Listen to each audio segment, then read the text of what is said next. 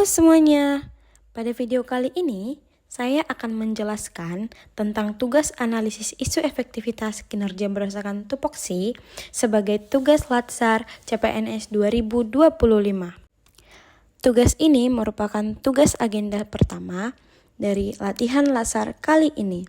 Nah, jangan lewatkan ya, tonton sampai habis karena akan ada banyak informasi menarik tentang apa yang akan saya sampaikan. Sebelumnya, perkenalkan, nama saya Yose Simorangkir, peserta Latsar Kabupaten Kota Baru, golongan 3, Angkatan 2, kelompok 4 dengan NDH 40. Dengan jabatan sebagai perencana ahli pertama di Dinas Kependudukan dan Pencatatan Sipil Kota Baru. Baiklah, mari kita mulai. Yang pertama, pokok pembahasan pada presentasi kali ini. Pokok pembahasan yang pertama pada presentasi ini adalah tugas jabatan fungsional perencana. Peraturan Menteri Pendayagunaan Aparatur Negara dan Reformasi Birokrasi Nomor 20 Tahun 2024 tentang jabatan fungsional perencana mengatakan bahwa tugas jabatan fungsional perencana yaitu mengidentifikasi masalah atau isu strategis rencana, penyusunan kebijakan rencana pembangunan, penyusunan adopsi dan legitimasi rencana, pelaksanaan rencana pembangunan, dan evaluasi pelaksanaan rencana pembangunan. Kemudian, jabatan fungsional perencana juga memiliki uraian tugas. Uraian tugas jabatan fungsional perencana ada 11 poin. Yang pertama, mengidentifikasi permasalahan. Yang kedua, merumuskan permasalahan. Yang ketiga, inventarisasi dan identifikasi data sekunder. Yang keempat, inventarisasi dan identifikasi data primer. Yang kelima, mengolah data dan informasi. Yang keenam, mengefektifkan pelaksanaan pengumpulan data. Ketujuh, menganalisis data dan informasi. 8. Menyajikan data dan informasi. 9. Melakukan persiapan pengendalian pelaksanaan rencana. 10. Melakukan persiapan evaluasi rencana pembangunan tahunan. Dan yang terakhir, mengolah data dan informasi dalam rangka evaluasi rencana pembangunan. Setelah kita mengetahui uraian tugas jabatan fungsional perencana, saya juga mendapatkan isu dan masalah seputar efektivitas kerja sesuai dengan tupoksi saya sebagai perencana ahli pertama di Dinas Kependudukan dan Pencatatan Sipil. Ada 5 isu atau masalah seputar efektivitas kerja di tempat saya ditempatkan. Yang pertama itu, belum optimalnya menyajikan data dan informasi. Kedua, belum optimalnya melakukan persiapan pengendalian pelaksanaan rencana. Yang ketiga, belum maksimal melakukan persiapan evaluasi rencana pembangunan tahunan dan belum optimalnya mengolah data dan informasi dalam rangka evaluasi rencana pembangunan tahunan. Dan yang terakhir, belum efektifnya pelaksanaan pengumpulan data. Kemudian, dari 5 isu atau masalah yang sudah dikumpulkan tadi, saya membuat tapisan isu dengan metode APKL, yang dimana APKL ini adalah aktual, problematik, kehalayakan, dan kelayakan. Nah, dari 5 isu ini, saya membuat perankingan.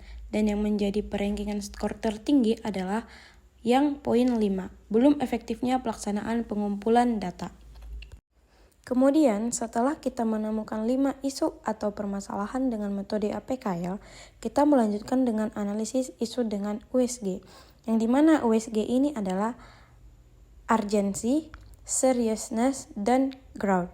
Pada metode analisis isu dengan USG ini, kita memperkecil skala lagi menjadi 3 isu atau masalah, yang dimana pada perankingan kali ini, belum efektifnya pelaksanaan pengumpulan data menjadi poin utama yang paling tinggi.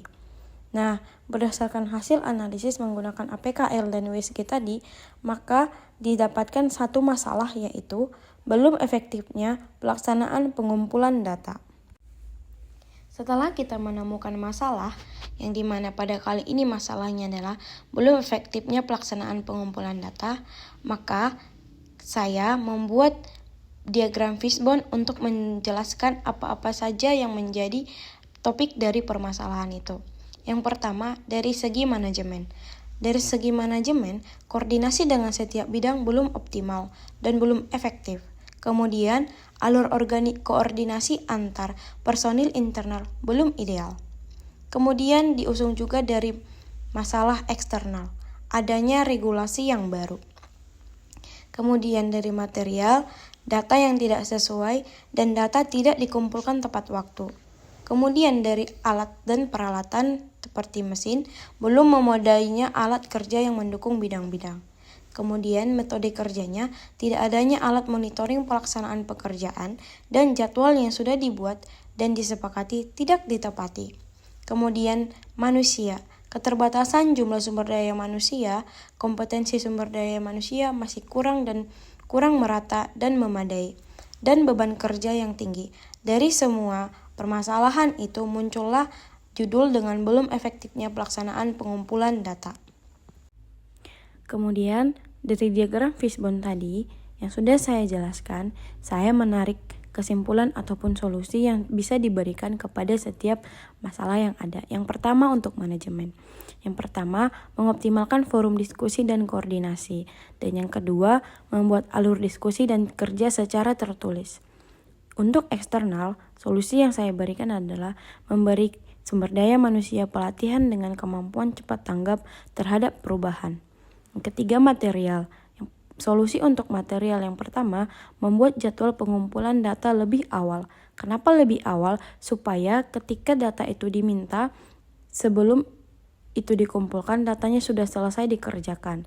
Yang kedua, memakai kertas kerja pengumpulan data dan selalu melakukan pemeriksaan. Untuk mesin, solusinya yang pertama, membuat pengadaan sarana dan prasarana yang lebih mendukung. Yang kedua, membangun database berbasis web atau spreadsheet dengan akses yang terpantau. Kemudian untuk metode, solusi yang diberikan untuk metode adalah menggunakan metode monitoring everyday dan menunjuk PIC setiap bidang.